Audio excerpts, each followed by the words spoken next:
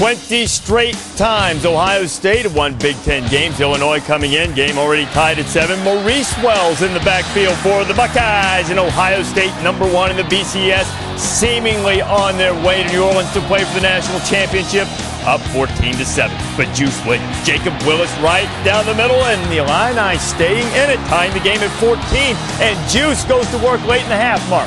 And Juice Williams is doing a tremendous job of spotting his wide receivers. He finds the open wide receiver, Brian Gamble, for this one for the score. 21-14 and a momentum carrier into the half. And this was a momentum changer. Todd Beckman trying to buy time, ill-advised, Lou. Well, he just scrambled there, and a great play by the cornerback from Illinois, which deflects the ball and ends up being a turnover for Ohio State, and Illinois goes on here. Antonio Steele with the pick. Williams again with the play fake. 4 touchdown passes. The Illini up 28-14. But when the Buckeyes get in trouble, what do, Mayday? They run the football. Chris Wells right over the right side, powers in for the score. 17 yards out of it. Beanie's second touch of the day, and it's a 28-21 game. Beckman looking for his comfort zone receiver, Brian Rubisky, but this one is put in traffic and maybe a tad underthrown. His third interception of the game, 11 on the year. The Scarlet and Gray people flustered. Now, under 7 minutes to go, Zook almost punted this thing. Look where he is. He's barely across his 30, 4th and inches, and the Zooker gets it on the quarterback sneak. 3rd and 7 on the drive, and Juice Williams run. Well, he gets good blocking, but it's a quarterback counter. The tackle pulled around, blocked the linebacker, and you just can't defend a good running quarterback. 3rd and 10, what happened? A quarterback draw, nice block from the lead back. Once again, fake the pass like an isolation. Boom. The defense on.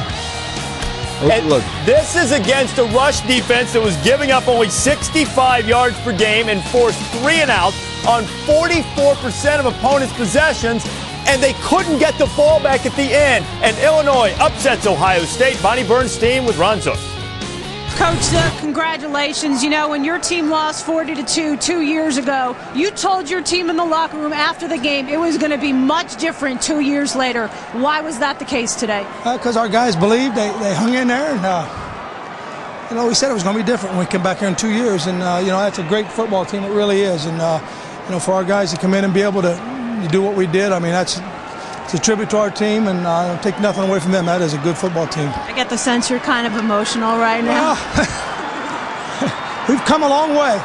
We really have. We've come a long way, and I'm so proud of our players because they bought into what we said we had to do, and they've done it. And our fans, I'm so happy for the Illini Nation. I mean, these people have taken us in. It's a neat thing. It really is. Look back at last year's games, Ron. Juice really struggled. You benched him for a time. What was the difference between last year and this year that enabled him to have a career day? Well, I mean, he's only a sophomore, and he was a freshman, and last year, and I mean, he's going to get better. He'll be better as a junior and he'll be better as a senior. So, I think players, they get better. They're going to be better players as juniors and seniors than they are freshmen and sophomores. I got to ask you, one of the critical downs, the 4th and 1. There's about 7 minutes left. Called a timeout. What was that discussion like about whether you're going to go for it or not? Coach Tressel called the timeout. I was going to punt it, and Juice came up to me and he grabbed me, and you know what? You got to believe your players. You got to believe in them, and we do believe in them. And he said, "Coach, I will get it." And I said, "You better get it," and he did.